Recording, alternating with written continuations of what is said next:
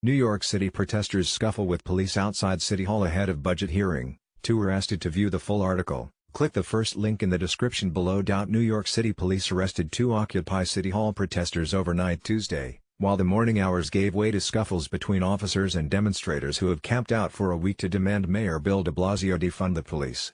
As the occupation in front of New York's City Hall entered its 8th consecutive day, police said 2 arrests were made, one man for graffiti and another for assault on an officer. Polls face ire of defund the police force. From Seattle to New York City, anti-police graffiti was scrawled on the Surrogates Courthouse overnight, reading "Euthanize Swine and ACAB," which stands for "All Cops Are Bastards," WPIX-TV reported. Video posted online shows fighting and shoving breaking out between several protesters and police Tuesday morning.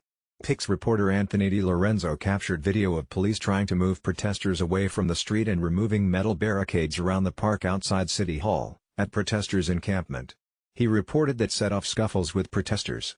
Protesters have refused to leave the encampment until De Blasio meets demands to slash the police budget by $1 billion following weeks of protests over the death of George Floyd and other Black Americans killed by law enforcement.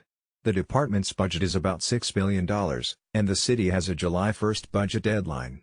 We've done different levels of escalation to make sure we're getting their attention, Jonathan Lykes, one of the movement's organizers, told the Associated Press. If they defund the police by $1 billion, then we have won, but that's only our demand this week. De Blasio proposes massive NYPD budget cut. De Blasio, in turn, proposed a plan that would cede to the protesters' demand for the $1 billion cut in police funding. My office presented to City Council a plan that would achieve the $1 billion in savings for the NYPD and shift resources to young people, to communities. To view the full article, click the first link in the description below.